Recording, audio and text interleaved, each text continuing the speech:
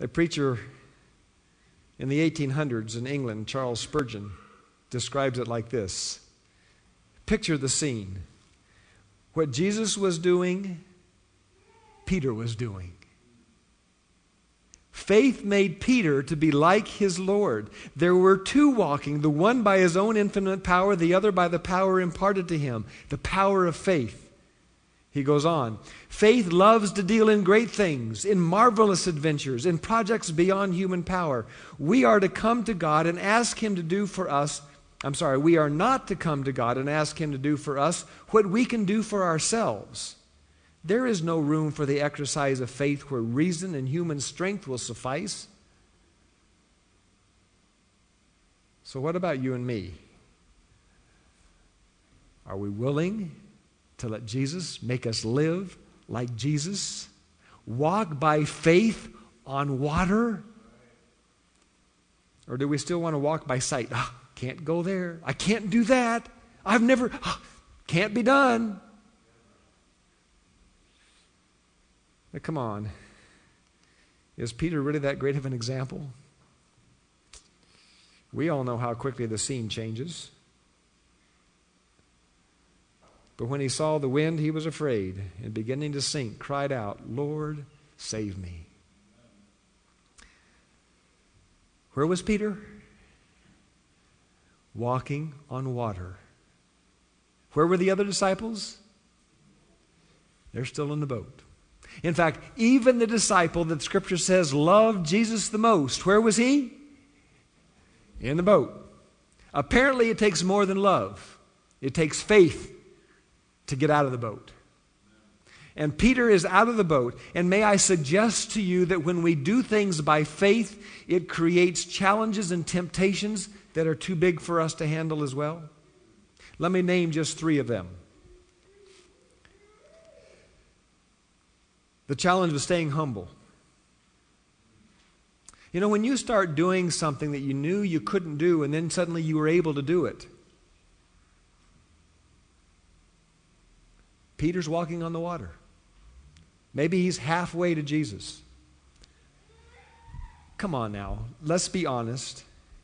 If you were halfway from the boat to Jesus and it all of a sudden hit you what you were doing, wouldn't you tend to want to see if anybody was noticing? I've even known of people who have brought flowers to church who got upset because nobody said thank you. And he's walking on the water, and he just wants to see if anybody's watching. And he turns around and looks back. Temptation number 2. It's easy to lose sight of Jesus. You see, when Peter turns around to look back, all he sees is this mountain of water.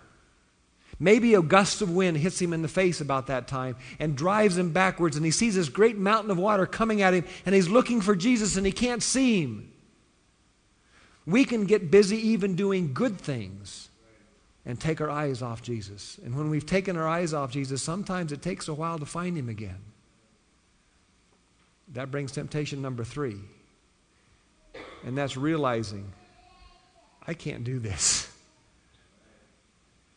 Peter sees this great mountain of water and he thinks, what in the world am I doing out here on the water?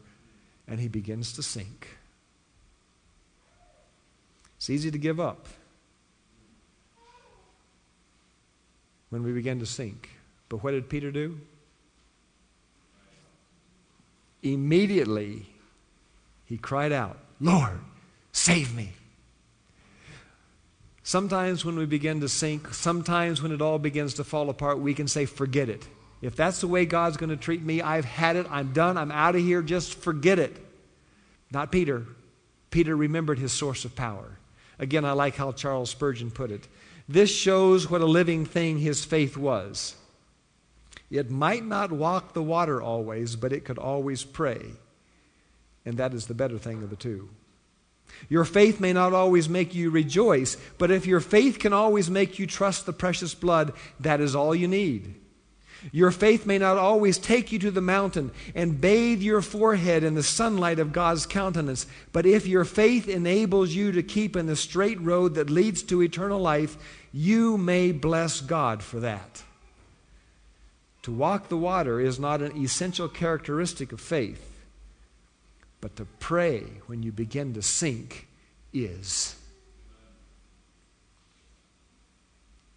What was Jesus' reaction?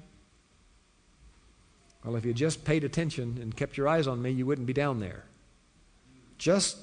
I'm going to leave you there for a while till you get really panicked, and then I'll save you so that you'll learn your lesson. What does the Bible say?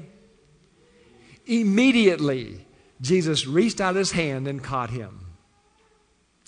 I believe that Jesus, again, is our example. It says we can live like Jesus if we live by faith. Part of walking on the water is reaching out a hand to a brother or sister who's sinking. Not to condemn and criticize them. Not to gossip about them. Not to, in essence, push them down further.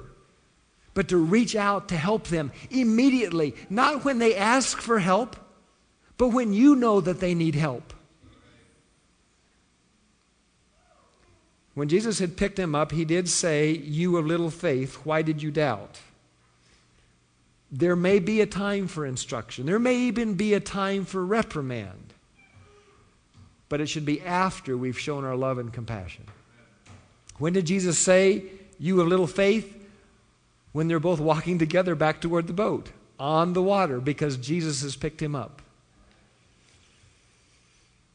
I believe that how we treat others is the greatest demonstration of whether we're living by faith and not by sight. How we treat others is a huge indication as to whether we really know Jesus or not. It is so important how we Christians treat others. But it's probably even more important how we treat other Christians who are sinking in the church.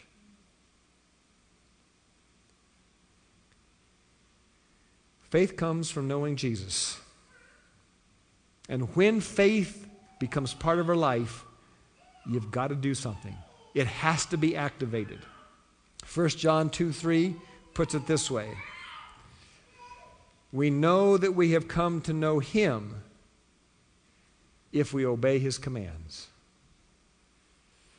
Yes, faith causes us to do what's humanly impossible. You and I cannot possibly obey God's commands. That can only come by a faith relationship with Jesus. But as long as we keep our eyes on Jesus, we can accomplish what is beyond our wildest imaginations. So are we this morning willing to risk walking on the water for Jesus? To do anything God inspires us to do?